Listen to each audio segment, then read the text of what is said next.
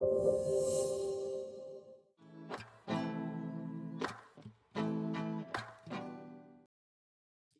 bien, bonsoir à tous, bonsoir à mes invités ce soir au plateau pour cette troisième émission thématique du festival Octosport. Et avant de démarrer cette émission, j'aimerais prendre un instant pour remercier chaleureusement celles et ceux qui rendent cette émission et ce moment possible. Et je veux parler de la CAPNUM, qui est ici basée au Creps de Toulouse et qui prépare chaque soir ces émissions avec une précision chirurgicale incroyable. Et puis également les équipes de Clermont-Ferrand qui assurent la diffusion sur vidéo diff. Merci à eux, puisque sans eux, euh, on serait dans le noir, on pourrait rien faire. Donc voilà, merci à eux et je le dis à chaque fois. Ce soir, on va pas faire une émission figée ou théorique, on va simplement parler du sport comme on peut le vivre au quotidien. On va poser des questions directes, concrètes. On va parler d'expérience, on va parler de doutes, on va parler d'idées. Et puis, on va surtout faire connaissance avec trois personnes, en plus de ma co-animatrice de ce soir, Émilie Lépron, directrice du Cross Occitanie. Bonsoir, Émilie. Bonsoir. J'espère que tu vas bien. Avec nous, ce soir en plateau, on aura Manuel Rinaldi. Bonsoir. Chargé de projet donc, au Cross Occitanie. Alors, Manuel, on m'a dit que c'était quelqu'un qui comprenait très vite ce qui peut se jouer dans une structure, ce qui fonctionne, et puis ce qui peut coincer et ce qu'on peut faire évoluer. Il paraît que tu as un regard assez clair sur ce qui se passe et lucide, et puis tu es surtout chargé de projets sur la formation, C'est ça. mais pas que. Effectivement, donc on a différentes thématiques au sein du cross qui sont réparties en fonction de différents pôles. Donc on a un pôle qui est effectivement sur la formation et la professionnalisation dans son ensemble, un qui est basé plutôt sur le sport santé bien-être, un sur l'éducation et la citoyenneté, et un dernier sur les politiques publiques et le haut niveau. Donc voilà, ces différents axes nous permettent de travailler sur des sujets assez divers et variés. C'est voilà, plutôt intéressant de travailler dans cet environnement. Merci. Alors, on y reviendra tout à l'heure. À tes côtés, monsieur euh, Charles Nieto. Charles, tu es président de la Ligue Sport Adapté d'Occitanie. Tu parles avec expérience, avec une certaine ambition dans la voie. Tu es quelqu'un de très simple et tu vas venir nous partager aujourd'hui le travail que tu as mené sur la Ligue Occitanie, notamment dans sa structuration sur ces dernières années. Oui, exact. Si, et toujours mettre la Ligue du sport adapté de primer, parce que c'est ça, dans les médias, c'est vrai, ça fait 8 ans que je suis en Ligue, alors seul, hein, il y a les bureaux, il y a les professionnels, essayent de saisir les enjeux et d'anticiper les enjeux de l'écosystème du sport qui sont assez compliqués, quoi. Non. Donc on va essayer ce soir d'y voir un peu plus clair et puis nous rejoindra après le moment de Manuel, donc Cédric Musa, qui est directeur du comité olympique départemental du Tarn et qui va pouvoir venir échanger avec nous. Cédric sait comment ça fonctionne au quotidien, comment les bénévoles et les salariés s'organisent. Il s'est organisé tout ça et il a développé au sein du comité olympique un certain nombre de métiers. Et il viendra partager tout cela avec nous. Alors, vous avez bien compris que ce soir, on avait plusieurs thématiques, plusieurs temps. Et pour démarrer tout ça, on va tout simplement prendre 2 minutes avec Émilie. D'abord, pour se connaître mutuellement, puis on se retournera vers Manuel, on enchaînera avec Charles et on terminera avec Cédric sur cette partie, cette table ronde. On démarre. Prêt? On est à l'aise? Ma foi, Allez, ça eh va bien aller. écoutez, c'est parti. Je te laisse, Émilie, le petit mot d'introduction. Si tu veux rajouter juste quelque chose sur le Cross Occitanie, puisque c'est vrai qu'on est passé rapidement, mais je t'en prie. Allez, bah, simplement, rappeler le rôle et la place du festival olympique et sportif, dans l'environnement, dans l'écosystème. Donc, le FOSS qui est la tête de réseau du mouvement sportif, représente national olympique et sportif, mais également l'ensemble des ligues et comités, par avec, la volonté, l'ambition de développer des projets, en faveur de la politique. Et on sait qu'actuellement, cette position est à la fois une position politique au sens premier du terme, ment, mouvement de rassemblement de l'ensemble de ce monde fédéral qui œuvre au quotidien, tous les jours, sur les différentes thématiques dont Manuel a pu nous en parler rapidement tout à l'heure. Oui, des enjeux forts, notamment sur la structuration et c'est la thématique, du jour, la structuration du mouvement sportif et comment aujourd'hui on veut accompagner les associations, quelles qu'elles soient, à tous les échelons territoriaux, pour, faire travailler, les bénévoles avec les salariés, et puis surtout pérenniser, les emplois. Aujourd'hui, il y a des vrais enjeux sur, le modèle économique et comment, le secteur du sport, reste un secteur, dynamique et attractif, au sein du mouvement sportif. Ouais, et c'est effectivement l'ambition que nous, on porte au niveau du campus des métiers et des qualifications, donc développement du secteur sportif, qui est son nom officiel, dans lequel le CROSS Occitanie est membre fondateur, au même titre que l'AFDAS, que les deux CREPS, donc nous sommes ce soir au CREPS de Toulouse, mais également le CREPS de Montpellier, et bien sûr donc la région académique, ministère de l'Éducation nationale et ministère des Sports, et la région Occitanie. Ces 6 membres ont décidé effectivement de se lancer dans l'aventure de la filière économique et du soutien par ce label du campus des métiers et des qualifications, avec comme objectif de pouvoir discuter sur l'évolution des métiers, sur l'adaptation des formations à ces métiers, puis sur l'information et l'orientation à ces métiers. C'est un consortium, donc on regroupe aussi d'autres éléments, les universités STAPS, les quatre, hein, Nîmes, Montpellier, Perpignan, Formeux et Toulouse, mais également le MEDEF et d'autres organisations qui sont là. Et c'est pour ça que ce soir, nous allons parler sur cette troisième émission de cette problématique de métier. Juste pour rappel, lundi, on a échangé sur les métiers face au changement climatique et donc ce que cela va provoquer forcément dans nos pratiques. Hier, autour de cette table, on échangeait sur les modalités d'emploi, donc les nouveaux les contrats comme les CDI intermittents par exemple, mais également les emplois partagés, les groupements d'employeurs, et on avait notamment le CRGE et Profession Sport Animation qui étaient là, ainsi que le TUC sur cette structuration. Et donc aujourd'hui, effectivement, on va parler non seulement de ces métiers qui sont très nombreux dans cette filière sportive, puisqu'il y a les métiers d'encadrement, d'entraînement, qu'on dit métier du sport.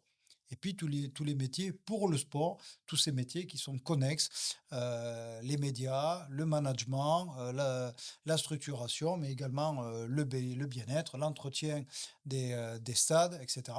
On a 130 métiers qui ont été répertoriés et c'est de tout cela dont on va parler ce soir, nous concernant.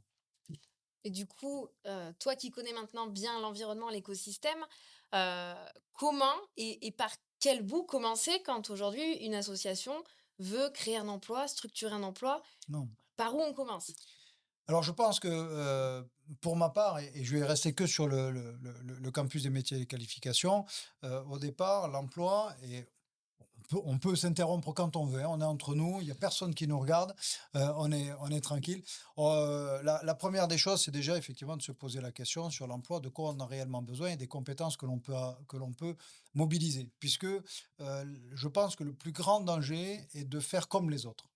Voilà, on a un manque de visibilité et donc on va prendre un community manager. On a un manque d'argent et donc on va prendre un commercial.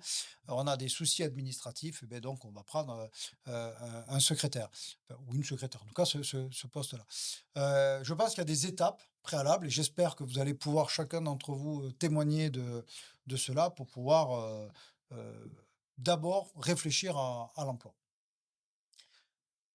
Je Alors te j'ai un petit outil qui me vient en tête, c'est, un diagnostic, que le CRDLA, le Centre de ressources, de dispositif local d'accompagnement mmh. sport, qui est porté par le Comité national olympique et sportif, heu et qui permettait à une structure d'établir un diagnostic à partir d'un questionnaire et du coup d'accompagner aussi la structure, dans la création de cet emploi et de savoir si réellement il avait besoin d'un emploi ou pas et comment, il devait s'y prendre pour le structurer. Mmh. Ça, c'est peut-être, quelque chose qu'il faut qu'on retienne dans la boîte à outils de la création de l'emploi. Ouais, très bien. Alors je crois que le CROSS ou je ne sais pas si le CROSS, vous avez les coordonnées, les outils pour Oui, pouvoir, on pourra, les transmettre. Ils sont disponibles sur le site du CROSS, Occitanie, mais également, sur le site du Comité national olympique et sportif qui fait un relais vers ce CRDLA Sport, avec un certain nombre d'outils et voilà, de dispositifs qui sont à la disposition du mouvement sportif sur ce cadre-là. Mais du coup, quand on parle de métiers, aujourd'hui, quelles sont les grandes familles de métiers dans le sport qui sont recensées? alors les grandes familles, il y en a 8 qui ont été, répertoriées. Ça va de la partie, médias et communication, au management, au bien-être, mais également donc à l'encadrement. Alors l'encadrement, on va dire animation, l'encadrement de loisirs et puis le haut niveau puisque aujourd'hui, être sportif professionnel, c'est un métier. Être entraîneur professionnel, être, data analyst, voilà, ça fait partie de ces 8 champs, là qui sont portés par, le campus des métiers et des qualifications. Donc ça, on est bien sur les grandes familles et Mmh. puis on entend aussi parler de 2 notions, la notion de métier cœur de métier, la notion de métier support. Est-ce que tu peux nous expliquer comment on les distingue et à quoi correspondent ces 2 notions? Alors on recentre, quand on dit métier cœur, c'est ce qui fait, qu'on est tous, ici. C'est-à-dire que si on n'a pas de pratiquants, de toute façon, on n'est pas là. Non, ça c'est la première des réalités. Pour avoir des pratiquants, il faut avoir un entraîneur et je vais même aller un peu plus loin. Avant d'avoir un entraîneur, il faut avoir un lieu de pratique, une salle, ou un terrain, extérieur. Voilà, donc avoir, ces pratiquants, c'est avoir un entraîneur. Ça, c'est le cœur de métier de comment effectivement on accueille et c'est peut-être une problématique dont Charles ou Cédric pourra, nous évoquer cette difficulté puisque des pratiquants, il y en a, des bénévoles, il y en a, on dit, on manque de bénévoles, les chiffres disent que non. Par contre, comment on les mobilise, comment on les structure, comment on les fédère, c'est peut-être là aussi un témoignage que l'on pourra, que vous pourrez nous apporter. Et puis, autour de ce métier cœur, on a effectivement tous ces métiers qui vont venir se rajouter. Et je pense également au métier du numérique, dont on est en train de faire un développement assez rapide dans les associations sportives. Voilà. À mon tour, moi, de questionner là-dessus, puisque dans le campus des métiers et des qualifications, on a quand même une remarque qui est souvent revenue. Et malheureusement, ce soir, on en fait la preuve. J'allais dire néfaste, mais non, c'est pas La le triste terme. La expérience. triste expérience. Nous sommes 5, 4 hommes, une femme, un taux de féminisation euh, faible. Alors, t'hésites pas, hein, tu me coupes si c'est pas les bons mots, les bons termes, mais aujourd'hui, on en est où de cette féminisation? Beh, je crois que tu as assez bien résumé la situation de la féminisation dans le sport. Et ce soir, je vais m'appuyer sur, une étude qui a été portée par, l'Observatoire des métiers du sport et notamment, qui a été complétée par une enquête, qualitative de la part du Cosmos, donc le Cosmos qui est le représentant des employeurs de la branche du sport, et qui démontre qu'aujourd'hui, il y a 35 de femmes qui occupent des postes salariés au sein du mouvement sportif, au sein des structures sportives. 35. En Occitanie, on est un petit peu meilleur puisque le chiffre, se porte à 37. Mmh. Mais il y a quand même encore une grosse marge de progression. Et il faut savoir que sur ces femmes qui occupent ces postes au sein des structures sportives, 55 d'entre elles, travaillent dans l'encadrement sportif. Donc c'est, on va dire, le métier numéro un aujourd'hui des femmes dans le sport, c'est, lié à l'encadrement.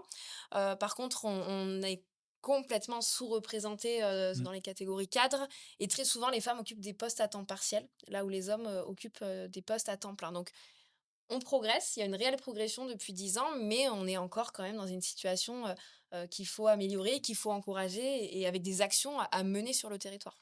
Mais alors du coup, Les ces actions, c'est, lesquelles on a des leviers là-dessus? On peut faire quelque chose?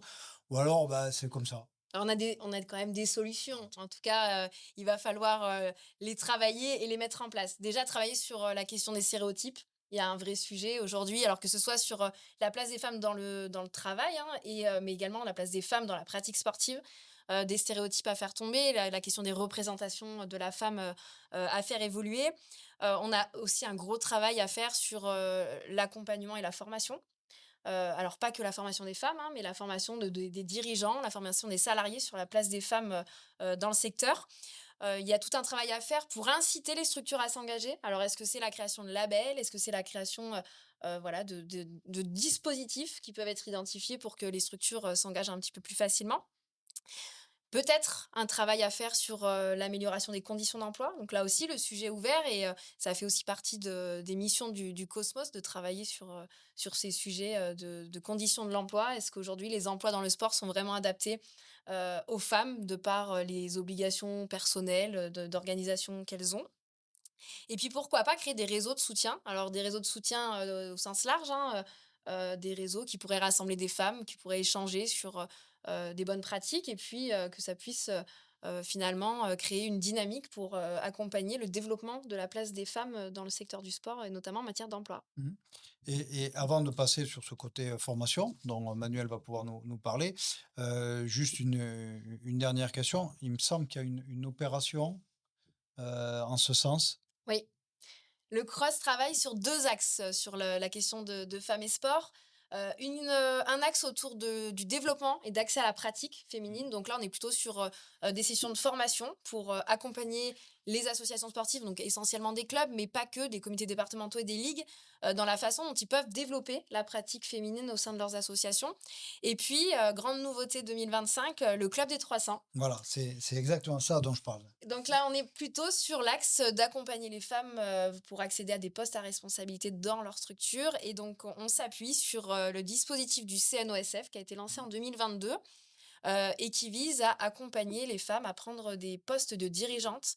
Donc c'est un dispositif qui était pendant 2 ans national et qui en 2025, devient, régional avec des expérimentations dont l'Occitanie, fait partie, avec un lancement qui aura lieu ce samedi 22 novembre Ce samedi-là, hein. ce samedi à Balma, avec 20 femmes bénévoles qui ont été retenues. Donc on avait lancé un appel à candidature, on a une cinquantaine de candidatures au total, et puis on a sélectionné 20 femmes Mmh. pour, intégrer ce programme, ce dispositif, avec la volonté d'engager, de former et de contribuer à faire avancer la place des femmes au poste des dirigeantes avec, en ligne de mire 2028 puisque l'obligation pour les ligues et les comités régionaux, d'avoir la parité au sein des instances dirigeantes et donc, une nécessité de former, d'accompagner ces femmes, dès aujourd'hui et donc un programme qui va s'étendre jusqu'en juin avec, des modules de formation en e-learning, avec, des classes virtuelles, avec des ateliers de co-développement, et donc ce séminaire de lancement, pour, encourager et embarquer, toute cette, équipe de femmes dans l'aventure, qui sera, avant tout une aventure humaine. Mouais. Alors je voyais Charles sourire, donc visiblement, pas de souci sur 2028. On parle de formation, tu l'as beaucoup évoqué, Émilie. Je me retourne vers toi, Oui, Manuel, en tant ouais, que chargé de projet. La formation, de toute façon, c'est toujours au cœur, des changements, des modifications, des adaptations également. mmh, Et à ce titre, il y a une formation qui est menée, par le c'est ça. CROSS, Ouais, avec un acronyme qui est le c'est CDSSA. ça, exactement. Le TFP-CDSSA même, donc le titre à finalité professionnelle de chargé de développement d'une structure sportive associative. Alors le nom est assez solide, mais voilà, c'est donc le TFP-CDSSA qui est donc un diplôme, une formation diplômante de niveau bac+2 en fait, un titre de niveau 5 qui a été créé du coup au départ par la branche du sport et par le campus 2023 qui avait été créé donc pendant la Coupe du monde de rugby qui avait eu lieu en France. Et donc l'objectif de cette formation au départ, c'est de pouvoir répondre un petit peu aux mutations qu'on a déjà évoquées là précédemment du secteur du sport. Donc comment accompagner les structures à se structurer et à générer potentiellement un modèle économique qui permette d'avoir un salarié, d'avoir des projets, d'avoir un développement qui soit viable sur le long terme. Donc cette formation, qui est d'1 an, en alternance, vise à répondre à ces mutations. Et du coup, l'objectif de cette formation, c'est de former des jeunes, généralement sur un parcours de formation pour des jeunes qui sortent de BPGEPS et qui veulent un petit peu sortir de l'encadrement et aller sur des missions d'accompagnement de leur structure pour donc développer des projets de développement dans leur club ou dans leur comité ou ligue régionale. Ça, c'est à adapter en fonction de chaque structure. Mais c'est vraiment essayer d'accompagner leur club à se structurer pour pouvoir générer un modèle économique qui leur permette ensuite de pouvoir soit créer un emploi, soit le pérenniser ou créer de nouvelles activités, de nouvelles sections. On parlait de féminisation, donc ça peut être création de sections féminines, de sections de sport santé, de choses comme ça, diverses et variées. L'organisation d'événements sportifs, la gestion des ressources humaines, des ressources financières, parce que c'est parfois un Tout ça, frein. c'est ce qu'on voit. Tout ça, c'est ce qu'on voit Ce sont effectivement sur la formation. des thèmes qui sont Voilà, en fait, dans la c'est formation. 4 grands blocs de compétences, en fait. Alors, il y a 14 modules qui sont répartis dans ces blocs. Je vais pas lister tous les modules, mais voilà, l'objectif, c'est de donc c'est une formation qui se veut transversale et qui veut répondre un petit peu à l'ensemble des besoins que peuvent avoir des structures sportives associatives, que ce soit, du coup, des clubs, des comités départementaux ou des ligues régionales. L'objectif, c'est de répondre aux besoins de ces structures dans l'accompagnement et la montée en compétences en interne. Ouais, alors là, première question. Alors pareil, hein, Émilie, on est entre nous, hein, Mmh. si effectivement il y a des choses à préciser ou rajouter, mais moi, ce que j'entends dans ce que tu dis, c'est qu'effectivement, on se lance dans cette formation avec la volonté de se transformer soi-même pour amener une transformation, en Mmh. fait, de la structure qui nous emploie. Alors, effectivement, tu dis club, comité ou ligue. Euh, je vais poser des questions bêtes, mais n'importe quelle discipline, je fais du tennis de table ou je fais du football, ou Mmh. Alors, on peut, ou il y a, bien ou c'est sûr. réservé qu'à certains Non, sports. l'avantage que la formation soit portée par le CROSS, c'est qu'on représente l'ensemble des disciplines sportives en Occitanie. Donc, on a voulu faire en sorte d'avoir une formation qui puisse répondre, quelles que soient les disciplines sportives qui vont être mises en place au sein d'une structure. L'objectif, et la finalité de la formation, c'est que ces personnes qui la réalisent soient pas sur des postes d'encadrement effectivement, de tennis de table, hockey sur gazon ou autre, mais qui soient donc chargés de développement, chargés de communication pour pouvoir accompagner vraiment spécifiquement le développement. Ils peuvent bien sûr avoir des missions d'encadrement parce que c'est aussi la réalité du terrain et des clubs d'avoir de l'encadrement, mais l'objectif, c'est vraiment qu'ils puissent être source de propositions pour développer des projets, pour accompagner la structuration du club ou de la structure. Et on va même plus loin. Alors, on est à Toulouse, Oui, cité de l'espace. On a cette année un jeune c'est en ça. formation qui réalise son alternance dans l'association sportive d'Airbus et en fait, qui Effectivement. accompagne, l'association sportive d'Airbus Mmh. dans son développement et dans la mise en place de nouvelles activités. Donc on est vraiment sur, cette transversalité, qu'évoquait Manuel, sur, tout type de discipline, tout type de projet. L'idée étant que ces jeunes sortent de cette formation avec un bagage, technique et des connaissances qui soient propres au secteur associatif, mais, multidisciplinaires. Mmh. Alors, donc là, on est d'accord, ça s'adresse à tout le monde, à l'encadrant, à l'entraîneur qui a envie d'évoluer sur son poste, à éventuellement une reconversion, Oui, on peut on en a aussi. également du coup cette année donc une personne qui souhaite se reconvertir et là donc qui est au sein d'un club de basket où elle était licenciée et du coup entre son envie de reconversion et les besoins de son club donc on a pu établir un parallèle et du coup faire en sorte que cette personne puisse rentrer du coup au sein de la formation pour l'année. OK. Tu disais en alternance, je pense que là-dessus, c'est aussi quelque chose qui est une partie totalement intégrée dans la Mm, logique de formation. complètement. OK, faire des allers-retours sur, le terrain et la C'est ça. théorie. L'objectif, c'est vraiment que la formation soit au plus proche des réalités du terrain. Donc, nous, on a fait appel au sein du CROSS pour nos formateurs, aussi de notre réseau de ligues et comités. Donc, on a par exemple les ligues de montagne-escalade, la ligue de triathlon ou autres, ligues de tennis de table qui interviennent sur des modules spécifiques parce qu'ils ont les compétences spécifiques sur une thématique. Et du coup, voilà, l'objectif, c'est d'avoir une formation qui soit la plus proche du terrain et avec des acteurs et des formateurs qui soient également proches de la réalité du terrain et de ce que les apprentis vont vivre, eux, dans leur structure, pour faire faciliter un petit peu le lien qui peut être fait entre les cours qui sont vus et du coup les périodes où ils sont en structure. Mmh. Et là, effectivement, alors je me retourne plutôt vers Amélie, mais effectivement, là, on retrouve pleinement le rôle du CRO dont tu parlais, de tête de réseau multidisciplinaire sur le fonctionnement, où on fait appel effectivement aux spécificités, aux compétences à la fois techniques, organisationnelles, structurelles, etc. de chaque ligue, hein, c'est ça? Oui, et puis cette volonté de mutualiser finalement une formation pour l'ensemble des ligues. Alors, il existe hein, des formations de CLDCSA portées par des ligues parce qu'elles ont la compétence et parce qu'elles sont structurées pour le faire. Nous, notre rôle, il vient vraiment aussi au service des ligues qui n'ont pas forcément les moyens de développer en propre cette formation. Et ça fait toute la richesse des promotions puisque ben, on est avec des jeunes qui viennent d'univers, de disciplines différentes. Donc, ça enrichit aussi cette notion de promotion, de cohésion de groupe. Et je crois qu'on peut d'ores et déjà dire que cette, session 2025-2026 est une réussite, en tout cas par rapport aux premiers retours Mm. qu'on a des jeunes et des formateurs. Bah, la dynamique, elle est positive. On a donc cette formation, elle est quand même assez récente. Donc, elle a été créée en lien avec Campus 2023, donc elle a juste quelques années. Nous, au Cross, on l'a lancée l'année dernière en 2024 sur une promotion sur un site, donc le site de Montpellier. Et cette année, on l'a ouverte également en parallèle sur le site de Balma. Donc, on a 2 promotions avec 10 apprentis à chaque fois.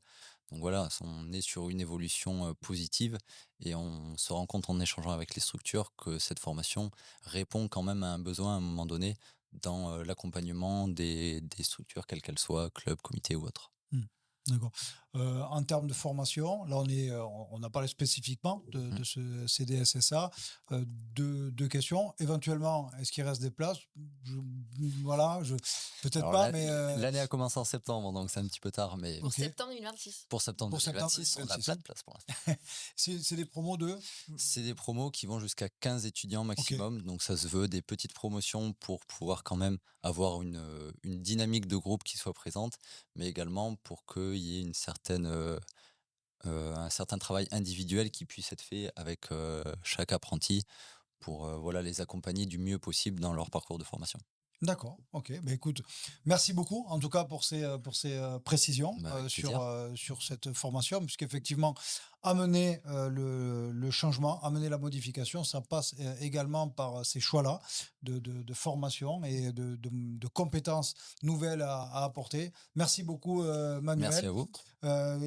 Tu vas laisser Tout à voilà, fait. J'y vais. ta place à Cédric Musac, donc le directeur du comité olympique du Tarn. Et en attendant que chacun prenne pardon, sa place, je me retourne vers toi, Charles, donc président de la Ligue Occitanie de sport adapté. Je vais te laisser, tu l'as fait rapidement, mais je vais te laisser un peu plus de temps pour te présenter, si tu le veux bien. Oui, ben, écoute, merci. Je renouvelle mon sincère félicitations d'une part d'être présent. Alors, présenter, c'est une ligue. Voilà, aujourd'hui, 2025, fin 2025, elle est le nouveau, on est 11 000 licenciés. Elle est issue, l'Occitanie, de 1900, de 2017, de la fusion des 2 ligues, où où il y avait à peu près 5 000 licenciés. Oui, tu parles quand les régions. Les 2 régions. Mm. Donc, aujourd'hui, le sport adapté, c'est de permettre aux personnes en situation de handicap mental, psychique et atteintes du spectre autistique de pratiquer le sport, l'activité physique de leur choix, de leur désir, et de les accompagner dans cette démarche-là. Ça, c'est le principal, c'est l'ADN. Alors, on a une fédération française du sport adapté. L'organe déconcentré régional, et puis il y a des organes déconcentrés territoriaux du département. Donc, on est Sur tous les départements. sur tous les départements. Ok. Et tous les départements sont aujourd'hui professionnalisés. C'est-à-dire qu'au début, 2017, c'était tous les territoires n'étaient pas professionnalisés. Là, on est arrivé, grâce au soutien de la DRAGES, de la région, etc., de professionnaliser l'ensemble des territoires, ce qui nous permet d'avoir un bon, comme je disais tout à l'heure, entre 5 000 licenciés, 5 600 licenciés. On a aujourd'hui 11 000 licenciés. Et on a aujourd'hui 240 associations sportives Mhm. donc, qui fonctionnent, et dont les 2 tiers sont des sections sportives du milieu ordinaire. C'est-à-dire D'accord. que du milieu du basket, du tennis, etc. Dans les Qui clubs ont monté, qui ont monté. qui ont monté, alors on n'appelle pas des sections, mais qui ont une activité sport adapté, on Sport les adapté. accompagne justement pour leur permettre. Et ces personnes-là, dans le cadre de l'organisme de formation que l'on a, on les forme à accueillir les personnes en situation de handicap et d'avoir des modules particuliers. Alors, on appelle ça QSA. Enfin, je ne vais pas mettre certaines des qualifications sportives. Hein. C'est une attestation de qualification sportive pour les éducateurs sportifs qui veulent justement permettre d'accueillir soit dans les différents territoires. Donc, voilà. Donc, ce qui fait que ça a été un essor important pendant les 8 dernières années depuis la fusion. Alors, on avait cette difficulté, je dirais, entre deux cultures, entre méditerranéenne et pyrénées aujourd'hui, et on a réussi à avoir une stabilité assez importante. Et bien, autour de moi, il y a ce qu'on disait tout à l'heure, le comité directeur, il y a autant de femmes que d'hommes. Voilà. Voilà. Au niveau du bureau, pas encore, hein, du bureau. Et au niveau des salariés, il y a plus de femmes que d'hommes. Voilà. Voilà. Donc, on est pour les salariés de la Ligue, il y a un salarié pour 5 femmes. Et l'équipe technique régionale qui regroupe l'ensemble des salariés de la Ligue et des comités départementaux, il y a 70% de femmes et 30% d'hommes. Voilà. Donc c'est un milieu quand même qui est assez, pour tout ce qui est professionnel, je pense, professionnel, est un milieu assez féminin. Voilà.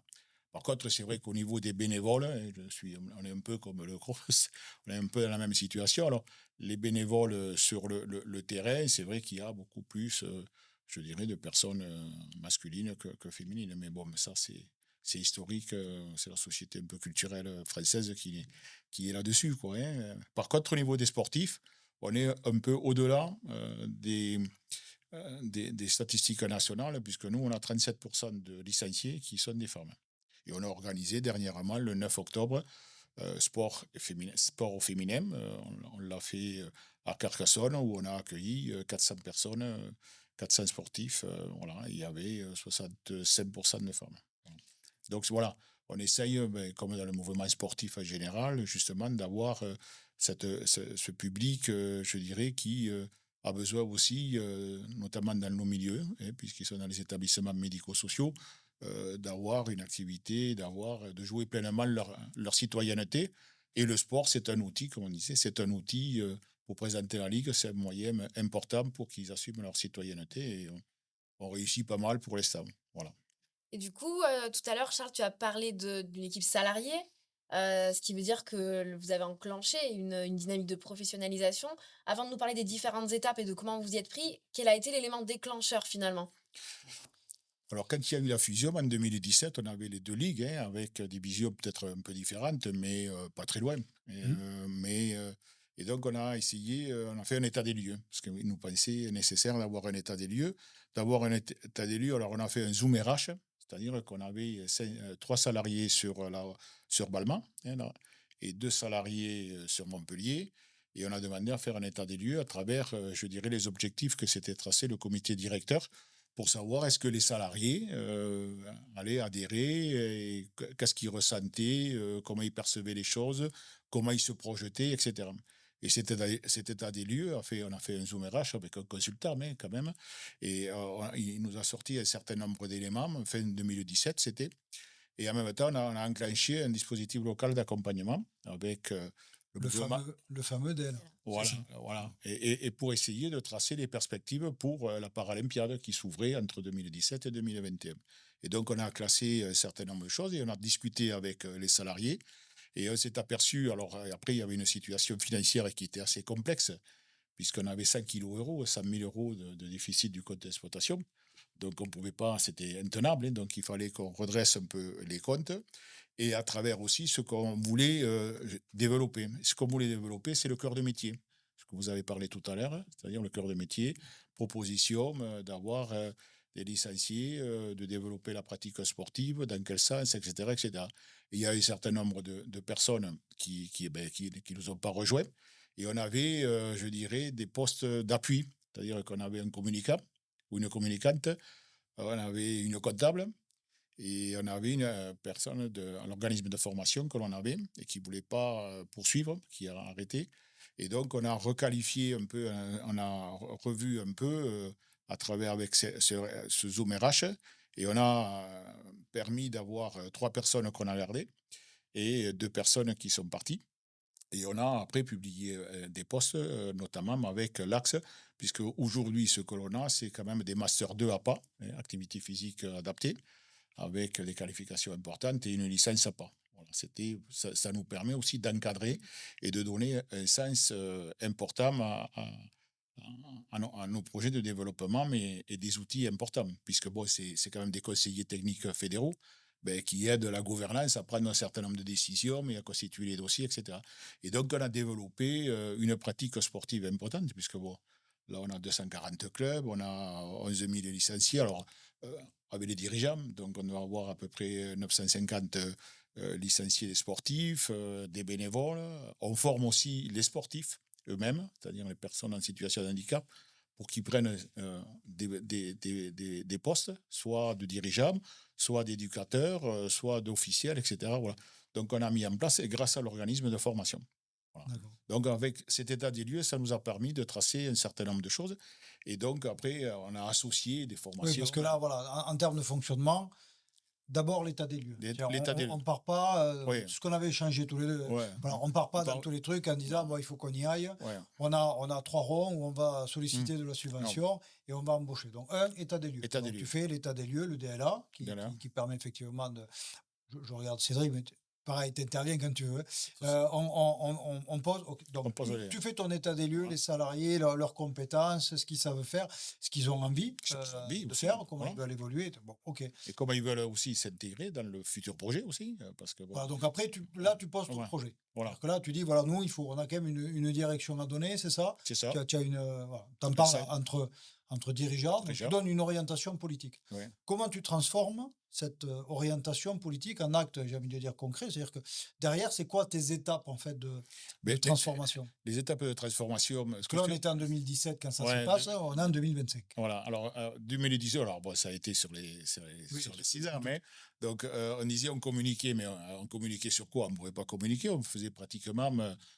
c'était une communication interne. Donc on a dit, on va renforcer notre réseau dans les différents départements, etc., mais notre réseau de professionnels qui vont s'adresser aux éducateurs sportifs, aux établissements médico-sociaux, aux comités départementaux au GDOS, puisqu'on est souvent dans les GDOS, etc.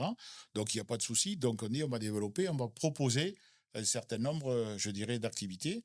Également, sur toute la partie appui, comptabilité, on dit prendre un comptable, ça devient un peu compliqué par rapport à notre modèle. Donc, on a fait un prestataire, un expert comptable, et tous ceux qui étaient bulletins de salaire, etc., gestion du personnel, on l'a confié à PSA 31, donc on avait promotion sport.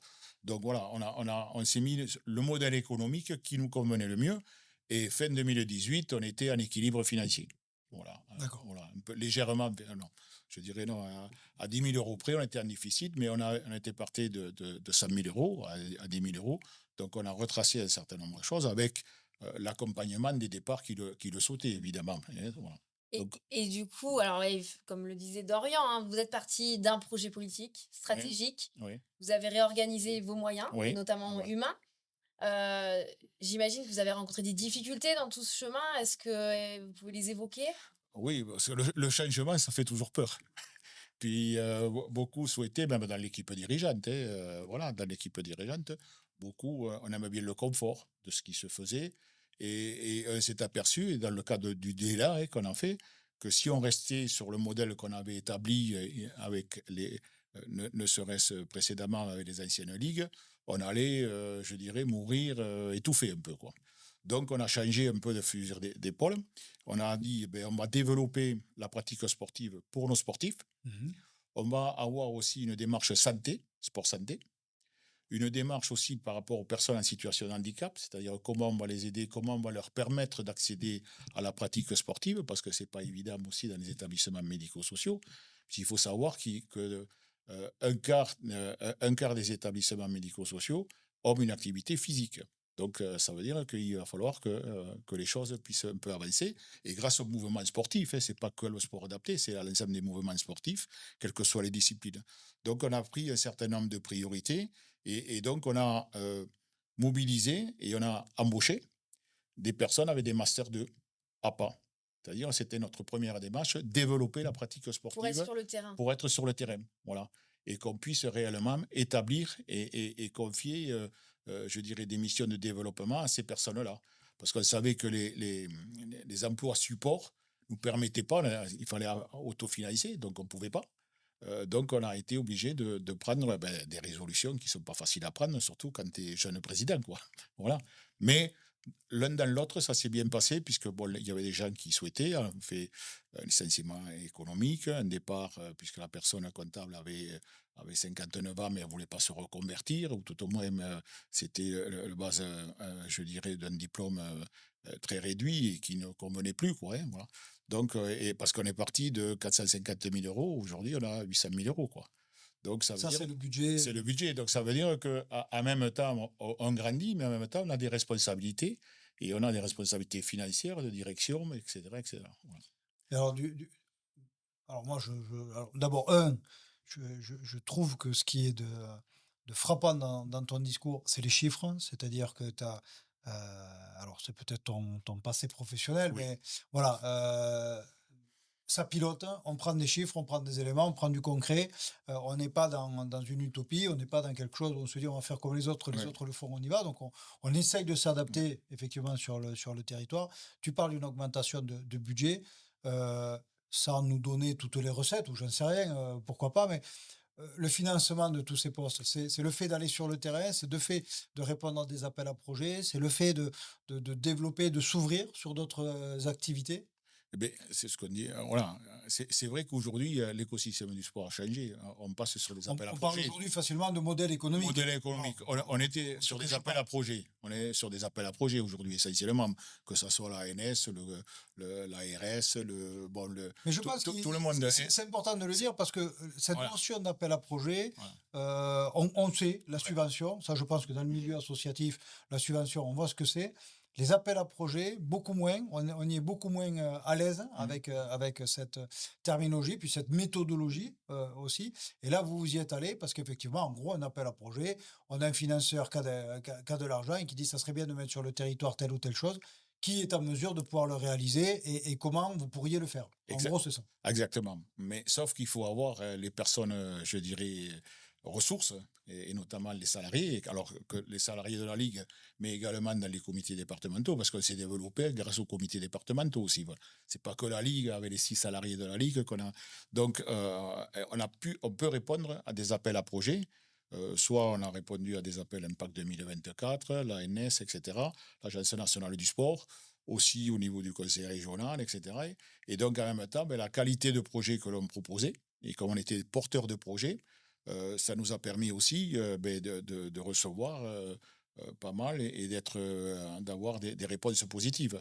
Donc, ce qui fait qu'au fur et à mesure, on a le budget qui augmente, mais aussi, je dirais, l'expertise qu'il faut que ça augmente. Et puis après, c'est un bilan, parce qu'une fois que tu as l'appel à projet, il faut faire un bilan pour dire ce que tu as dépensé, comment tu les as dépensés. Il faut expliquer Il faut expliquer ce qu'on a fait, ce qu'on a reçu et comment on fait. Quelle est la répartition?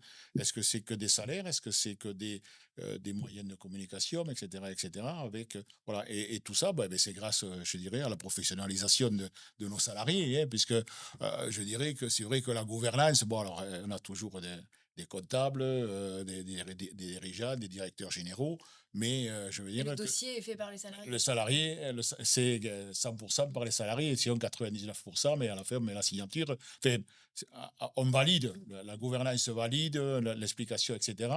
Et ce qui est important aujourd'hui, c'est d'avoir confiance des salariés. C'est-à-dire que comme ils adhèrent au projet, ils ont adhéré au projet, et au fur et à mesure, on leur a, ils sont conscients de là où on veut aller, de la pérennisation, du boulot qu'ils font. Hein. Et puis, c'est vrai que le sport adapté, on n'est pas dans la lumière. Hein, je dirais, voilà, le paralympique, c'est pas trop pour le sport adapté. Alors, justement, Voilà. moi, je vais te poser cette question, alors, qui est une totale parenthèse dans le truc, mais sport adapté, handisport, c'est pareil, quoi. Allez, voilà. Non, il y a tu le sais, voilà, il y a deux on va faire la petite parenthèse maintenant, parce que c'est une question quand même que je voulais te poser. Voilà, c'est important, parce que, comme je disais tout à l'heure à l'avant-propos, quand on a pris l'antenne, c'est que le sport adapté, c'est vrai qu'on ne nous imite pas beaucoup. Voilà. Mais parce qu'on ne nous connaît pas. Et il y a Handisport, qui est, je dirais, un peu connu, hein, avec ce qu'ils font. il y a 2 fédérations, elles ne sont pas concurrentes, elles sont complémentaires. Et handisport avec l'handicap moteur, sensoriel, etc. Et le sport adapté qui est, je dirais, handicap mental, psychique, comme je disais, TSA. Alors, c'est des handicaps invisibles que l'on dit. Mais c'est vrai que parler au micro, une personne en situation de handicap mental à TSA, c'est difficile. Ouais. Voilà, s'exprimer devant les médias, c'est difficile. Parfois, c'est impossible. C'est souvent impossible. Donc, c'est vrai que ça attire pas les caméras, les micros, etc. Donc, c'est pour ça qu'on s'est mis, je dirais, un peu en route en disant, voilà, il faut que nous, notre réseau, se fasse connaître à travers les collectivités territoriales, dans l'EGDOS, puisqu'on est activement dans l'EGDOS, et souvent on est aidé par l'EGDOS, notamment le Tarn, puisqu'il y a le président, autant qu'on le dise. Voilà. Donc, je veux dire qu'on travaille réellement, voilà. Et c'était notre réseau et c'est notre réseau qui nous permet d'exister, d'évoluer. Et le Voilà. prêtre, Voilà. C'est pas les. Alors, même les partenaires, bon, si je te donne les chiffres, j'ai 0 partenariat pour 2024. Donc, on a fait, par contre, là où on souhaite aller, c'est on veut faire un Zoom, comme on a fait la Transoccitanie en 2022, avec 1000 personnes en situation de handicap sur le canal du Midi, avec le soutien du conseil régional, de la DRAGES, etc. Ça nous a permis justement de découvrir que les sportifs soient découverts dans les différentes communes où on a eu un accueil extraordinaire avec les petites communes, un buffet, une reconnaissance, un discours, etc. C'était fabuleux. Même les sportifs eux-mêmes, voilà, ils ont le sourire. Quand ils ont la banane, les dirigeants ont la banane, ouais. comme on dit chez nous. Et c'est vrai que du coup, alors moi je voulais refaire, juste, et je referme cette parenthèse, excuse-moi Émilie et Cédric, mais voilà, parce que c'est vrai qu'on en parle. Nous, on a l'habitude de travailler effectivement avec les comités ou les ligues en e-sport, les ligues sport adaptés, donc on commence, mais effectivement, quand on démarre, on a tendance un peu à tout mettre dedans. Voilà, je referme cette parenthèse. Alors du coup, alors quand même, la parenthèse était utile parce que on en revient toujours à cette notion de projet. Et aujourd'hui, la structuration, le développement passe par le projet. Tu parlais tout à l'heure de compétences.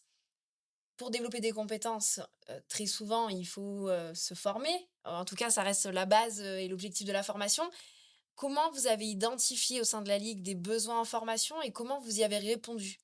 Alors, quand on a une équipe technique régionale, c'est-à-dire que c'est l'ensemble des professionnels du sport adapté, c'est-à-dire les salariés de la Ligue et l'ensemble des salariés des départements avec des éducateurs sportifs. Lorsqu'on fait un état des lieux, c'est-à-dire quand on arrive en fin de saison, on fait un état des lieux de ce qui a fonctionné, de ce qui n'a pas fonctionné, et de les problématiques que l'on a, et de ce qu'on projette. Quand on veut développer, par exemple, le sport ou autisme, on sait très bien que ça va, dans les 2-3 ans, avoir la nécessité de se former là-dessus. Donc, on invite l'ensemble des salariés à se former, puisque la fédération a fait un module sport et autisme, etc. Donc, ça Vous nous avez des permet modules de formation de formation fédéraux? fédéraux. Ok. Et après, quand on n'a pas des modules, on les construit, puisqu'on a un organisme de formation où on met en place des rubans pédagogiques sur le psy, sur apprendre à rouler à vélo, voilà, apprendre à rouler, apprendre à nager, savoir rouler à vélo, pardon, mais apprendre à nager, etc. Donc, on essaye de répondre pour nos publics et pour l'encadrement à ces questions-là.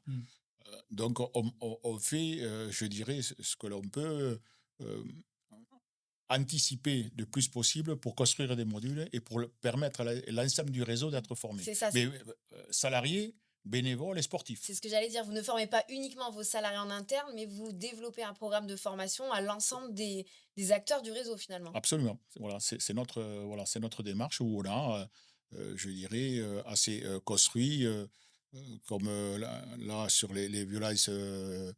Les violences faites aux femmes, etc. Tout ça, on fait des modules particuliers en se servant des consultants qu'il y a, Colosse ou Pierre Gilles, etc. Également, tout ce qui est, puisqu'on on a fait on veut construire un autre module sur la sexualité, etc., c'est-à-dire la découverte de la sexualité, comment ça marche, de faire attention aussi aux personnes, notamment au niveau des sportifs, de travailler sur la prévention, comment on va les identifier. Oui, parce que vous avez du public On vulnérable. a des publics enfin, très vulnérables, donc il faut et notamment les personnes féminines, le public féminin, il faut qu'on les protège et également nos bénévoles et nos dirigeants. Voilà. Il faut qu'on C'est protège. une question qui est quand même qui est forte pour vous, qui est prégnante. Qui est très prégnante pour nous, quoi, parce que Sur, c'est vrai. Voilà. Et voilà, bon, c'est l'ADN, c'est-à-dire qu'on a des personnes vulnérables, il faut qu'on les protège. Et bon, je dirais les prédateurs, ils sont partout, et je dirais malheureusement aussi, ça peut être dans un dirigeant ou un bénévole, etc. Oui, parce qu'on parle de formation, effectivement, Émilie le disait, il y a la formation diplômante, Emmanuel Ouais. en parlait tout à l'heure, puis il y a celle qui est certifiante, Ouais.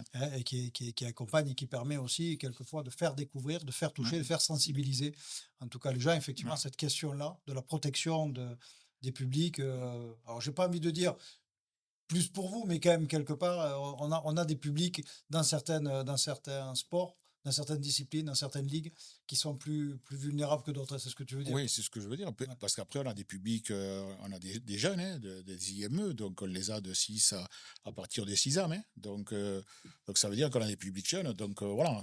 Alors après, il y a toute une organisation qui est prise, qui est montée pour justement les accueillir, et notamment nos bénévoles ou nos éducateurs, qui sont des éducateurs éventuellement du GDOS ou du milieu sportif normal.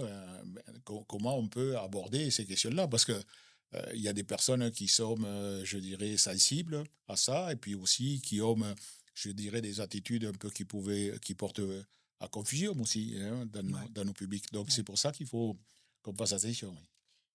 Oui. Tout à l'heure, tu parlais d'évaluation et notamment en lien avec les subventions. À chaque dossier de subvention, son bilan, son évaluation.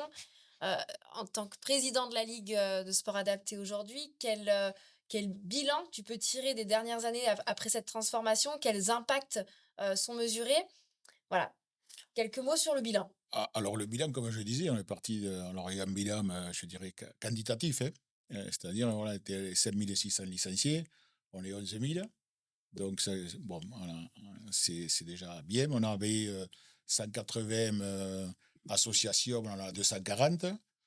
Là où on a avancé aussi, c'est dans l'inclusion, c'est-à-dire qu'on a permis à des associations dites ordinaires, hein, de pouvoir s'affilier au sport adapté et de développer le sport adapté, et notamment d'accueillir ces personnes-là, de les soutenir. C'est vrai qu'aussi, je pense que au niveau de l'ensemble des salariés, tout au moins au niveau de la Ligue, hein, parce qu'on a quand même les comités directeurs. Je ne suis pas employeur de tout le monde, je suis employeur des 7 salariés de la Ligue, hein, 6 en CDI et 1 en CDI intermittent. Donc voilà, je suis pas. Donc je pense qu'il y a quand même une adhésion, là où on a réussi à faire, c'est l'adhésion de l'ensemble des salariés. Aussi, de travailler avec eux, donc notamment dans le futur plan de développement, puisque c'est la Paralympiade, de comment on va construire et comment on est en train de construire avec eux, et comment on va. Ils ont un mot à dire, hein, c'est pas que la gouvernance, c'est comment on va aller. Et que leur faut-il aujourd'hui? C'est vrai qu'aujourd'hui, on a mis en place donc une direction avec une directrice, on a l'organisme de formation, on a. Combien de salariés, du coup, On a 6 salariés. Alors, 3 sur la Ligue? sur la Ligue, Ok. plus un salarié intermittent. D'accord. Voilà, on fait 7 salariés. Voilà. Donc, on en a 3 sur Toulouse, sur Balma, et 3 sur Montpellier. Montpellier. Voilà. Donc, c'est 3 salariés. Donc, le dernier qu'on a embauché, c'était la fin de notre plan de développement. C'était comment on pouvait se faire connaître.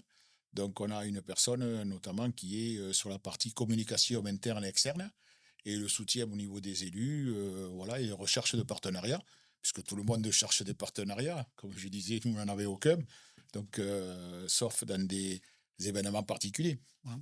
Et donc, je pense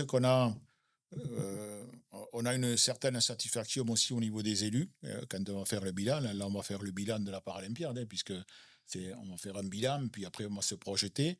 Je pense qu'on a réussi, je dirais, à 90% de ce que l'on voulait faire. Le principal enjeu aujourd'hui que l'on a, c'est d'intégrer des personnes en situation de handicap dans les équipes dirigeantes. On avait une personne dans l'équipe dirigeante, c'est la Fédé, elle est salariée à la Fédé. Et là, c'est le conseil participatif des sportifs. On souhaite discuter avec eux de savoir, eux, comment ils comptent ou ils souhaiteraient s'investir dans les organes de direction, soit de la Ligue, des comités départementaux, etc., ou dans le milieu sportif. Et donc, on est en train de réfléchir avec eux comment on va s'adresser, mais aussi ça va nous interroger, parce qu'un comité directeur avec les sportifs, ou une assemblée générale avec les sportifs en situation de handicap, c'est totalement difficile, c'est totalement différent, pardon, de ce que l'on connaît aujourd'hui. Il n'est pas question de faire des choses, je dirais, faciles, avec un compte de résultat, etc. Alors, le compte de résultat, il faut le faire, mais comment on va le présenter? Voilà. Donc ça, c'est l'imagination qui va nous permettre. C'est pour ça qu'on a une personne en communication on va transformer, on va présenter pour travailler là-dessus. Faut être pédagogique. Faut être pédagogique, vulgariser, voilà, travailler sur le FALC, facile à lire et à comprendre, comment on va faire, tout ça. Bon, et puis même nous, c'est-à-dire que qu'est-ce qu'on va prendre comme dialectique pour essayer de leur expliquer. C'est pas aussi simple que ça. Voilà. Donc, ça nous remet un peu en cause. Alors, moi, mon fils est en situation de handicap, donc je suis un peu je connais un peu, mais c'est pas aussi simple que ça à tout le monde de pouvoir, puisque on a dans le comité directeur déjà des éducateurs, des dirigeants, etc., dans le milieu du sport adapté ou des établissements médico-sociaux, mais pas que. Donc, ce qui fait qu'aussi, il faut, je dirais, avoir une conversation, mais un échange avec eux. Voilà. Et ça, c'est le projet. On fait un séminaire en décembre pour essayer de réfléchir ensemble avec les comités, enfin, avec le conseil participatif pour essayer de tracer un peu les pistes pour la prochaine Paralympiade. Ouais, Voilà. donc ça, c'est les futurs. Moi, ce que j'ai envie de retenir comme ça de ton intervention, d'abord, merci, vraiment, parce que c'est pas forcément simple d'arriver en disant, ben, nous, ce qu'on a fait, ça a marché, sans qu'il y ait de prétention dans le discours, parce que c'est absolument pas le propos. Donc vraiment, merci Charles là-dessus. Et puis, ça nous permet de faire le lien avec Cédric, parce que tu es président de Ligue, tu n'es pas un salarié, tu n'es pas un professionnel, tu es un élu, tu donnes l'orientation et tu travailles avec tes organes déconcentrés, comme on dit, c'est-à-dire avec tes comités qui, eux, voilà, viennent compléter. C'est le cas, du coup, des comités olympiques, tu en as parlé. On va passer à toi, Cédric. Charles, si tu as des questions à poser, évidemment, je ne pourrai pas de toute façon t'en empêcher. Non, c'est difficile. Voilà, tu feras. Cédric, on va démarrer là-dessus. En présentation, présente-toi sur ton poste de directeur du comité olympique du Tarn. Déjà, merci pour l'invitation. Merci Charles pour cette intervention qui est vraiment très très concrète. Donc je suis le directeur du comité olympique du Tarn. Donc c'est une structure associative, comme l'a dit Émilie tout à l'heure. On est le représentant du CNOSF sur le territoire départemental, donc du Tarn, donc constitué de 24 membres au niveau du conseil d'administration et de 14 membres au niveau du bureau exécutif. Donc moi, ma mission principale, c'est d'être à côté de ces 24 membres, notamment du président, pour travailler sur une stratégie politique, une ligne directrice. Donc on travaille par Olympiade, à savoir c'est l'Olympiade 2025-2029, pour après tout simplement la traduire de manière très opérationnelle, en projet et en action, allié avec mon équipe.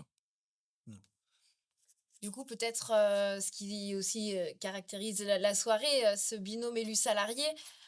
Aujourd'hui, comment tu peux diagnostiquer et comment tu caractérises cet équilibre élu-salarié, cette relation au quotidien? Voilà, comment vous fonctionnez au niveau du GDOS pour mettre en place cette relation et ce travail collaboratif, cette équipe et ce binôme élu-salarié dans vos actions? Alors cet équilibre qui est très fragile, hein, vraiment j'admire Charles par rapport à son travail, parce que c'est un travail vraiment qui se fait au quotidien de tous les instants. Je parle souvent on est sur le même bateau, en fait, élu et salarié. Alors bénévole, oui, on va parler plutôt peut-être de dirigeants sportifs, puisque quand on parle de membres de conseil d'administration ou de bureau exécutif, ce sont des dirigeants. Donc c'est vraiment un travail au quotidien.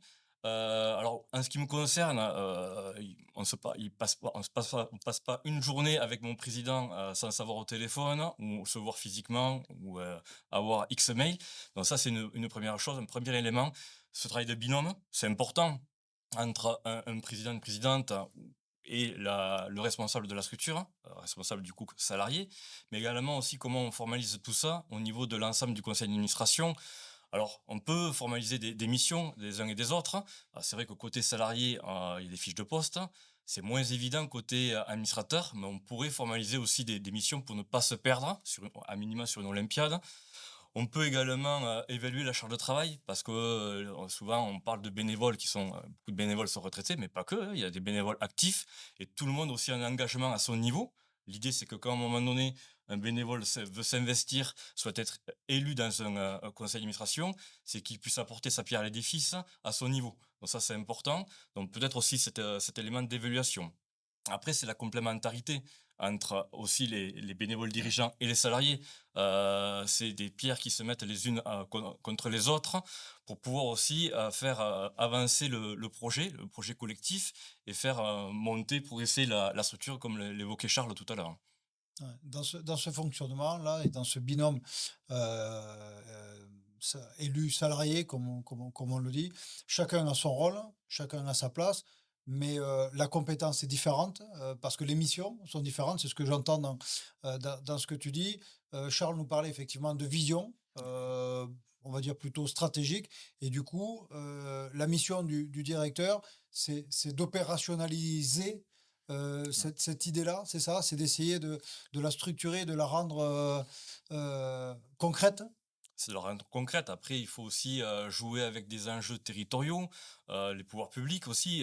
Donc, on a aussi peut-être des demandes d'État, de collectivités locales territoriales, avec aussi des enjeux liés à la structure. Mhm. On a, nous, si on reprend notre structure Crossougdos, donc le CNOSF, notre maison mère, souhaite aussi mettre en place une feuille de route qui pourrait être déclinée sur les territoires. Dans tous les cas, il faut rentrer aussi dans les spécificités des territoires. La feuille de route, c'est l'orientation qu'on donne avec des étapes, hein, c'est ça, hein, si je Des ne me trompe pas. orientations, complètement des orientations, et c'est complètement ça, c'est qu'à un moment donné, on a des orientations, une stratégie, une vision, et comment après, en fonction de nos moyens, RH, les moyens financiers, les moyens structurels, comment on met en œuvre cette vision stratégique politique. Hmm, d'accord. Et du Puis, coup, vas-y, Je Charles. je pense aussi, enfin, ce qui est essentiel pour moi, c'est la confiance qu'on peut avoir entre président et directeur ou directrice. C'est-à-dire que si on n'a pas une confiance, alors pas aveugle, mais une réelle envie de travailler ensemble, ça pose problème. Moi, je l'ai trouvé sereinement avec la directrice qui est montée du Syrah, hein, c'est-à-dire que ça n'a pas. Et donc, c'était aussi un moyen, je dirais, d'avoir une échelle, d'avoir une possibilité d'évolution pour cette personne-là. Et donc, quand on voit qu'il y a une possibilité d'évolution dans la structure, parce que nous, le problème que l'on a, c'est le turnover. C'est-à-dire qu'il y a il y a des turnovers ou des personnes qu'on forme au bout d'un an, 2 ans et qui s'en vont. Ce qui est à la Ligue, je dirais même si ça arrive, ce n'est que très marginal, quoi. Et ça, c'est important. C'est le dialogue avec le directeur ou la directrice qui est important, mais je dirais le fonctionnement, quoi, la bonne ambiance, quoi. L'équilibre. L'équilibre, voilà. L'équilibre. Et le jour où il y a déséquilibre, les signaux, comment on perçoit? Est-ce que c'est une question liée à la gouvernance, au contexte global? Voilà. Comment on perçoit ce déséquilibre qui s'installe? Ça peut être multiple, en effet. Tout à l'heure, Charles parlait aussi de communication interne, externe. Avant de communiquer en externe, il faut aussi savoir communiquer en interne, parler le même langage, ça c'est important. La relation de confiance, c'est primordial entre l'équipe élue et l'équipe salariée. Peu importe le nombre d'administrateurs et le nombre de salariés, mais c'est primordial. Ensuite, ces déséquilibres, on peut l'avoir, oui. Alors, on peut avoir une gouvernance opaque. C'est qu'à un moment donné, on pourrait, dans certaines structures, on sait que c'est les élus qui décident, hein, c'est comme ça, c'est associatif, c'est statutaire. Mais comment à un moment donné, on partage un plan de développement, un projet associatif avec l'ensemble de l'effectif, des effectifs salariés, hein, j'entends. Donc ça, il peut y avoir un premier problème au niveau de la gouvernance.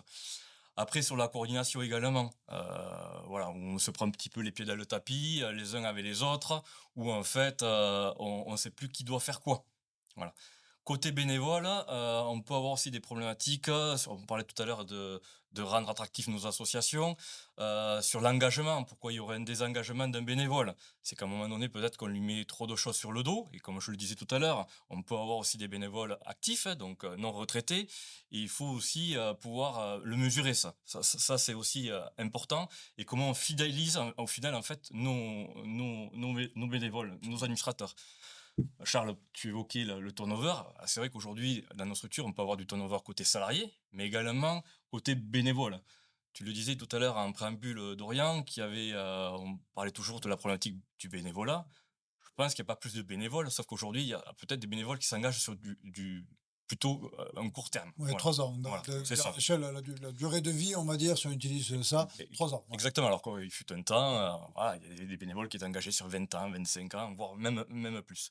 Côté salarié, la problématique qu'on pourrait avoir dans les points d'alerte, hein, c'est la confusion aussi, ou de l'ingérence, où on ne sait plus qui doit faire quoi, ou quand peut-être certains administrateurs, certains bénévoles viennent dans l'opérationnel.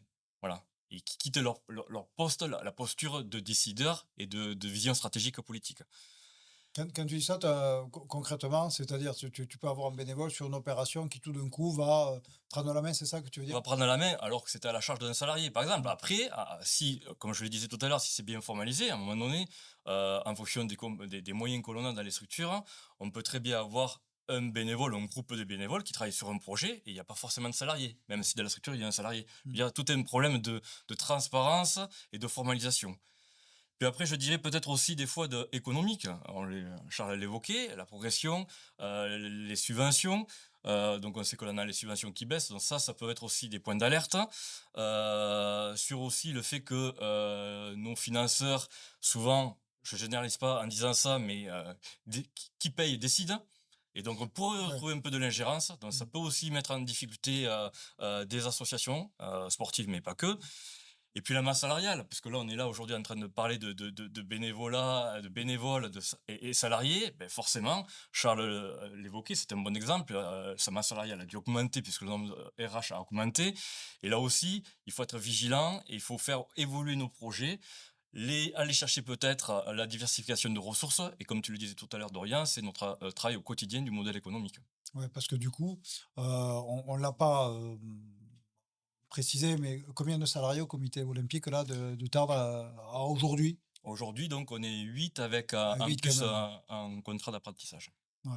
Donc effectivement, ça demande une mobilisation de l'équipe dans ce rôle de directeur avec, tu en as parlé, 14 membres, enfin 24, mais 14 on va dire, qui font fonctionner plus régulièrement, en tout cas le comité. Juste pour reprendre l'exemple que tu disais, le bénévole qui va venir intervenir sur une opération dont c'était pas structuré de cette manière-là et qui du coup va prendre la place, le salarié ben, va se sentir dépossédé de son activité. Et pourtant, ça fait partie de notre rôle, hein, on parlait tout à l'heure de budget. Si tu as un élu dans une mandature qui arrive et qui dit, moi, la compta, je la fais. Je suis comptable, la compta, je la prends. Alors que tu as, en fait, déjà dans ta structure en comptable, où tu as quelqu'un, un secrétaire général qui dit, non, mais moi, je prends les notes à chaque réunion. Tu vois, j'essaye de trouver plusieurs exemples comme ça. Euh, Pas facile à vivre après, toi, dans ta structuration d'équipe ou dans ta restructuration. C'est ça que tu. Bah, complètement, oui, de la gestion après au quotidien. Voilà, si à un moment donné, donc il faut. Je parlais tout à l'heure de complémentarité. Dans tous les cas, aujourd'hui, une structure associative, elle n'est pas figée. Il faut qu'elle soit dans l'évolution permanente, hein. Ouais. On est à moyen terme sur 4 ans, mais l'idée c'est de se projeter. Et comme on le disait tout à l'heure, les hommes et les femmes peuvent changer. L'idée c'est que la structure puisse grandir et perdurer par la Mm. suite, quoi. Et du coup, alors là, c'était pas l'exemple forcément du comité olympique, hein, ça arrive dans des clubs, ça arrive hein, parce qu'on parle de rotation. Au niveau du comité olympique, vous avez des outils à proposer pour essayer de résoudre en fait ces difficultés-là. Vous avez des pistes, des idées. Alors, on a des outils. Déjà, aujourd'hui, les CROSS au niveau des régions et les GDOS au niveau des départements. Alors, il y a les CETOS aussi au niveau des territoires outre-mer. On est là, on représente le mouvement sportif à l'échelle de notre territoire, régional, départemental ou territorial. On est là pour les accompagner. Souvent, j'ai tendance à dire que quand on met en place un projet, une action, on ne le met pas pour se faire plaisir, mais ça doit répondre aux besoins et aux attentes de nos membres. Nos membres sont, en l'occurrence, pour le GDOS du Tarn, les comités départementaux et derrière les clubs. Donc oui, déjà, on peut proposer de l'accompagnement direct au niveau du GDOS du Tarn, des accompagnements collectifs et ou individuels.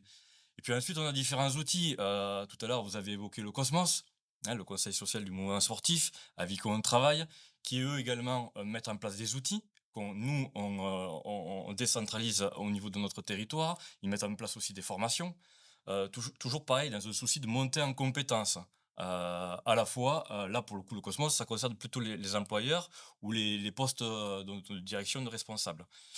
Mais on a d'autres éléments aussi également. On met souvent en place des formations au niveau, par exemple, du compte asso parce qu'aujourd'hui, on voit que dans les associations, ils ont du mal des fois à formaliser les demandes de subvention. C'est en fait une plateforme où on va déposer les demandes de subvention donc de l'ANS, l'Agence nationale du sport, que évoquait tout à l'heure Charles, à la fois sur le PSF ou le PST, mais également tout ce qui va être FDVA, le Fonds de développement à la vie associative. Voilà. Donc tout ça, on accompagne. Mais on a d'autres outils. On va évoquer d'autres outils tout à l'heure, mais moi, je voulais évoquer aussi, par exemple, Impact Emploi. Donc, on est, certains d'entre nous, tiers de confiance sur SAF. Donc, en fait, on a Impact Emploi, c'est un outil qui nous permet de faire de la gestion sociale. Donc, Alors là, il faut que tu précises. Alors, la gestion sociale, c'est quoi? C'est faire les bulletins de salaire. Voilà, tout simplement, de manière très C'est basique. important parce qu'on pense qu'on va prendre un salarié et on se dit, tiens, bon, allez, le contrat, on va s'en sortir. Mais effectivement, il y a tout ça, il y a les déclarations. Enfin, bon, je ne vais pas. Complètement. Et ça, bon, alors c'est sous forme de prestations, mais c'est très basique, hein. C'est tout ce qui est déclaration annuelle, etc. Donc on fait des bulletins de salaire pour les comités et les clubs. Ce que tu évoques à l'Est Andorien, nous on le fait. Alors on va parler tout à l'heure de Guy Dassault, mais on accompagne aussi quelqu'un, voilà, un comité, un club qui voudrait se structurer parce qu'il a un projet, parce qu'il veut recruter. On peut l'accompagner sur la création d'une fiche de poste, sur le type de contrat, sur la classification de la convention collective nationale du sport, etc. Donc ça, tout ça, c'est un accompagnement qui est gratuit. Et après, on peut aller jusqu'à la réalisation du bulletin de salaire s'il le souhaite. Après, on a d'autres outils aujourd'hui qu'on a développés. Juste tous les comités, comment ça se passe, Impact Emploi? C'est tous les comités olympiques? Non, c'est spécifiquement parce qu'il y a eu une. Ok. Il y a certains CROSS qui font ce service-là, certains GDOS en France, c'est voilà, un petit peu... un choix stratégique. En fonction de chaque structure, des compétences en interne. Okay. Tout à fait, tout à fait. D'accord. Voilà. Nous, ça va faire, on l'a depuis 2005 au niveau du 2005. Ça fait 20 ans qu'on fait ce service. On s'est posé la question d'arrêter, mais c'est vraiment un service rendu pour nos membres. Et voilà, aujourd'hui, on a une cinquantaine de comités de clubs pour une centaine de salariés en gestion. Une centaine de bulletins tous les mois. Tous les mois. Okay. Tous les mois. Après, on a d'autres outils qu'on a développés cette année ou sur le premier trimestre de 2025. C'est par exemple Basiconta. C'est un outil d'aide à la comptabilité. C'est pour monter aussi en compétence les trésoriers et trésorières, pour sortir un petit peu de l'Excel. Et c'est un outil qui permet de sortir les grands livres, les balances, de faire un projet prévisionnel définitif donc par action et de l'intégrer dans le budget global de la structure. Vous avez évoqué le DLA, le dispositif local d'accompagnement. Ça, c'est quelque chose. Voilà. Pareil, le GDOS du Tarn, on est membre du comité de pilotage et du comité d'appui du DLA du Tarn. C'est un dispositif qui concerne les associations employeuses uniquement. Voilà. Mais c'est un dispositif qui est encore méconnu et qui permet justement de prendre un peu de hauteur collectivement, une fois de plus, quand on a de l'effectif du coup RH, que ce soit élus et salariés, ça permet de mettre tout le monde autour de la table et de se poser et de poser les bonnes questions et d'avoir peut-être une vision à moyen terme collective et partagée. Donc là, on a vraiment un exemple d'un GDOS qui est quand même structuré avec un nombre de salariés conséquent. Hein, et il faut avoir conscience que toutes les structures départementales olympiques et sportives ne sont pas forcément staffées de la même manière. Hein. Là, on est vraiment sur quand même un gros GDOS et qui développe un certain nombre d'outils spécifiques au territoire. Et puis, on a quand même, Cédric, un certain nombre d'outils développés à l'échelle de la région et du coup avec une collaboration cross-GDOS dans cette dynamique de mutualiser les moyens et les outils. Moi, je vais dire 2 mots sur le programme de formation et tu prendras la main sur d'autres dispositifs, mais depuis de nombreuses années maintenant, le CROSS et les GDOS d'Occitanie développent un programme de formation à destination des bénévoles qui vient en complémentarité de l'offre de formation professionnelle qu'évoquait Emmanuel tout à l'heure, avec cette volonté d'être en transversalité et de pouvoir permettre aux bénévoles de monter eux aussi en compétence sur un certain nombre de sujets, en lien avec la vie associative, avec la communication interne, externe, etc. Alors évidemment, hein, vous allez nous dire, ces outils-là, ces formations-là, ça a un coût, avec quels moyens je vais les mettre en place? Un petit clin d'œil peut-être à l'AFDAS, Oui, l'opérateur de compétences, de la branche du sport, Ouais. qui finance ces formations, qui finance les formations, alors essentiellement des salariés, mais aussi des bénévoles sous certaines conditions. Et je pense que c'est important parce qu'aujourd'hui, tout à fait. si les structures n'avaient pas ce soutien financier, très peu pourraient, développer de la formation d'une part, mais tout à l'heure tu parlais Charles de dispositifs d'accompagnement, et notamment des appuis conseils que l'AFDAS peut proposer pour accompagner, la restructuration de nos associations. Voilà, donc c'est un exemple d'outil, régional et avec, un partenaire qui est l'AFDAS. Cédric, peut-être d'autres outils développés à l'échelle de la région, mais pas que? D'autres outils, juste pour faire un petit, pareil, une petite parenthèse AFDAS, et notre collaboration quasiment permanente au niveau régional. La semaine dernière, on a mis en place une formation sur le département du Tarn. Donc 14 personnes ont été formées, des éducateurs sportifs, sur le sociosport. C'est des enjeux qui sont déjà là, mais qui vont s'accentuer dans les années à venir. Où en fait, donc c'est en étroite collaboration avec le Cross Occitanie et l'association Rebond, donc qui ont formé du coup ces 14 éducateurs sportifs. D'autres outils, pareil, toujours dans le cadre de la collaboration avec le club RH Occitanie, qui a maintenant 5 ans. Donc, Le club RH un Occitanie. club RH Occitanie, oui, Alors tout à là, fait, Dorian. Ouais. Ouais, ah, je ne complètement. connais pas. Alors là, Ah, Et tu de- vas découvrir. voilà, je découvre. en 2 mots, qu'est-ce que c'est? C'est tout simplement, en fait, Je suis le seul autour de la table parce Oui, que, oui, oui, voilà. je connais. Ouais. J'en fais Parfait. partie, j'en fais C'est partie. que la communication est bonne. Et la Très, très communication. bien. Donc, qui est en direction du mouvement sportif occitan. Alors, plutôt en direction de directeurs, de directrices, de responsables de structure, hein, puisqu'on va parler vraiment de ressources humaines. Donc, c'est le cabinet Barthélemy, et en l'occurrence Mathieu Barthès, qui est avocat en droit social, qui dispense en fait ces modules à hauteur d'une fois par trimestre. Voilà. D'accord. Et donc, on va traiter de la délégation de pouvoir, de la gestion d'heures, des arrêts de travail, etc. Voilà, des sujets qui ont été, dans un premier temps, ciblés, puisqu'en fin de chaque année, le Cross Occitanie lance une petite enquête pour connaître un petit peu les sujets traités de l'année suivante. Donc, ce club RH fonctionne très bien maintenant depuis 5 ans. Dans la même cas de figure, on a aussi monté un outil, donc e-Team Sport, qui est un outil de gestion Oui. RH. Donc ça, au départ, c'est à l'initiative de 5 structures qui se sont questionnées justement sur comment gérer un petit peu le RH en interne. Donc en l'occurrence, c'était 4 Cross et un DOS, dont les Cross étaient le Cross Occitanie, le Cross Nouvelle-Aquitaine, le Cross Sud, le Cross Bourgogne-Franche-Comté et le DOS du Tarn. Et donc on avait fait un petit peu un tour d'horizon sur la métropole, connaître un petit peu les prestataires qui existaient. Et on a retenu la société Abella pour construire cet outil-là. Voilà. Donc on a, en 2020, construit cet outil avec cette société qui, depuis maintenant 5 ans, a énormément évolué. Et c'est surtout que elle est certifiée Cosmos, je vais le dire un petit peu comme ça, c'est que le Cosmos, derrière, a validé toutes les évolutions. Et donc aujourd'hui, une structure associative sportive qui va adhérer à l'outil peut être sûr que ce sera conforme à la Convention collective nationale du sport. Cet outil, en 2 mots, qu'est-ce que c'est? Ben, c'est tout simplement la planification, le prévisionnel, le réalisé, la gestion des congés, des récupérations, des absences. On l'a fait évoluer tout à l'heure, tu parlais, Dorian, du groupement d'employeurs, donc ça permet aussi de gérer des emplois mutualisés, donc c'est important pour le mouvement sportif. Et les derniers modules qui ont pu voir le jour, c'est notamment tout ce qui était entretien d'évaluation professionnelle, donc on peut le faire via cet outil-là. Et on peut également, on parlait tout à l'heure de réalisation de bulletin de salaire, on peut faire le lien avec l'outil gestion de paye directement via l'outil. Et derrière, en fait, chaque salarié a son propre coffre-fort numérique pour récupérer son bulletin de salaire. Ouais. Et c'est, alors là, pour l'avoir utilisé, c'est hyper simple. C'est super pratique en termes de suivi. Je crois qu'il y a même la signature. Signature électronique. Ouais, Électronique. il me semble. Je ne sais pas si En elle est plus. activée, mais je crois qu'il y a une Tout à fait. possibilité de Je signature. ne l'ai pas évoqué, mais Voilà, c'est je tout à fais fait. juste ça parce qu'effectivement, on parlait de relation de confiance. Tout à Il y a quand même une relation juridique et il y a quand même effectivement cette paraphe quand même à poser sur un certain nombre de documents quand on est dans la relation. Charles, Oui, nous, on a fait aussi la dématérialisation, hein, puisque c'est l'objectif en 2026. On est passé avec Cohesio, ils ne savaient pas que ça existait.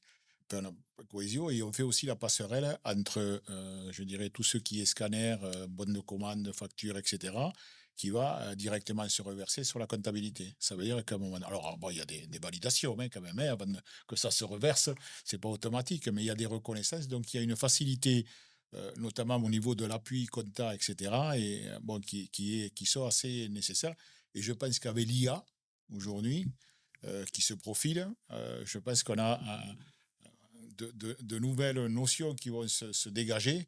Et enfin, moi, je suis assez attentif à ce qui va se passer dans les prochaines semaines, dans les prochains mois. Oui, carrément, la prochaine semaine. Ouais, parce que Ouais, ça non, va. non, non, mais c'est. Et justement, donc, tu parles d'IA, tu parles d'évolution. Le comité olympique, tu disais depuis 2005, une évolution, une progression, une structuration en termes de salariés aussi, en termes de projets, en termes d'ambition. Alors, je connais le président, effectivement, du GDOS du Tarn, mais il n'y a pas que le GDOS du Tarn. Là, on prend cet exemple-là, mais effectivement, on pourrait parler de bien d'autres. Et je ne vais pas en citer un pour pas qu'on me dise ah oui, tu nous as dit. Bon, voilà, donc on va rester sur le comité olympique du Tarn, sur cette structuration.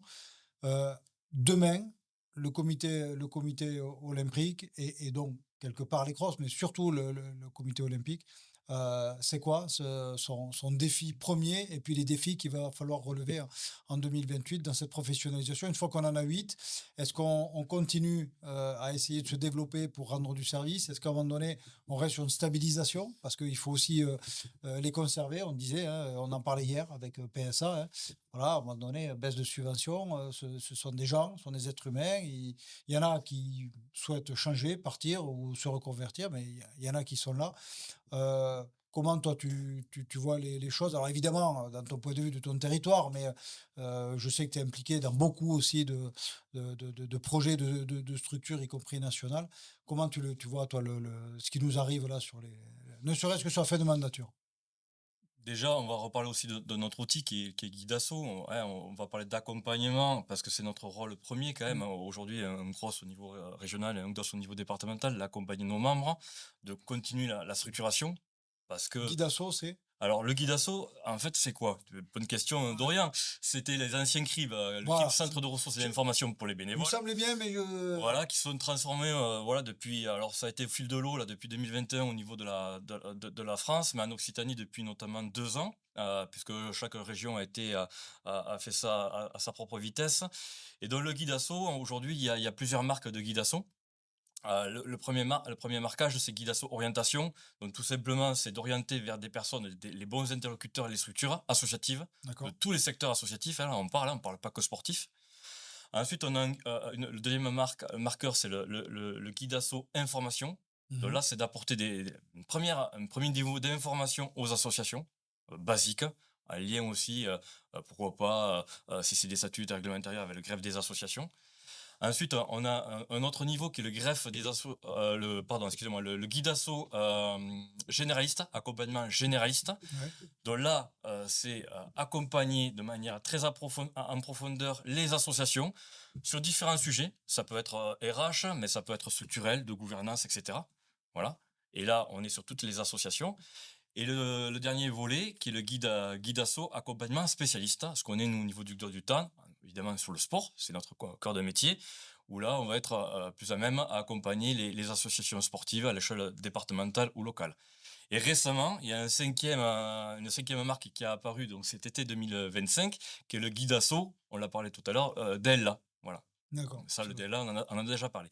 Donc, tout ça pour te dire, Dorian, qu'en effet, c'est important ce label, mais au-delà d'être labellisé, d'être marqué, c'est comment on accompagne au quotidien nos associations sportives pour qu'elles puissent se structurer. Après, les enjeux, tu disais Ouais, les enjeux, les défis. les défis à 2028, voire 2029, puisque l'Olympiade se terminera en 2029, c'est clairement, nous, les cibles, ce sont les publics. Quand je dis ça, c'est en étroite collaboration avec nos comités départementaux, avec les clubs, tous les clubs tarnais. C'est pas faire à côté d'eux ou à la place d'eux. Nous, l'idée, c'est de coordonner des dispositifs, de mettre en place, d'impulser des choses sur le territoire départemental et de s'appuyer sur les forces de notre territoire, les comités départementaux, mais surtout les clubs locaux. Et donc les publics, on a déjà travaillé pas mal de choses avec l'éducation nationale, tout ce qui est établissement scolaire. Aujourd'hui, voilà, ça fait maintenant 8 ans qu'on développe des actions en direction des seniors, notamment avec la conférence des financeurs. Je parle de celle qui est au niveau des départements, Ouais. copilotée avec les départements et l'ARS. Mais également aujourd'hui les actifs. On parle de modèle économique, de diversifier les ressources. C'est comment à un moment donné on remet les gens en mouvement, et notamment les actifs, aussi bien les salariés des entreprises que les agents de collectivité. Et ça, nous, on veut y travailler. C'est vraiment un fil conducteur de cette Olympiade, un lien une fois de plus étroit avec les comités départementaux et les clubs qui pourront intervenir avec les professionnels compétents pour mettre en œuvre des actions et des projets avec les entreprises et les collectivités. D'accord.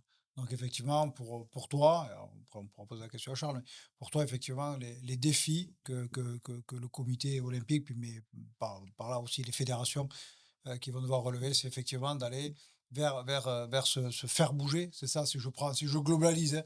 Voilà, c'est faire bouger puisque ça devient vraiment un élément marquant. Et là, si je reprends moi ma casquette de campus des métiers et qualifications, cette problématique, y compris pour trouver un emploi, il faut rester en activité. Si on a une difficulté parce qu'on n'a pas pris, on a perdu cette habitude d'activité physique, on se retrouve effectivement pénalisé pour certains emplois. C'est une réalité telle qu'on. Donc, effectivement, mettre en mouvement, c'était également le discours hier qui était tenu ici.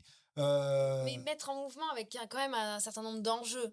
Et je crois que ça résume un peu ce qu'on s'est dit ce soir. C'est l'enjeu économique. hmm, Aujourd'hui, il y a un vrai défi économique pour les fédérations de diversifier les ressources. L'enjeu sociétal, parce qu'on parle beaucoup de haut niveau, on parle beaucoup de pratiques performance, mais et ça rejoint un peu l'activité et de la Ligue Sport Adapté et de ce que nous dit Cédric sur ces publics. L'enjeu sociétal d'aller chercher des publics qui sont éloignés aujourd'hui de la pratique, de revenir aux fondamentaux un peu éducatifs, pédagogiques du sport au-delà de la haute performance. L'enjeu numérique, on parlait de cette transformation intelligence artificielle.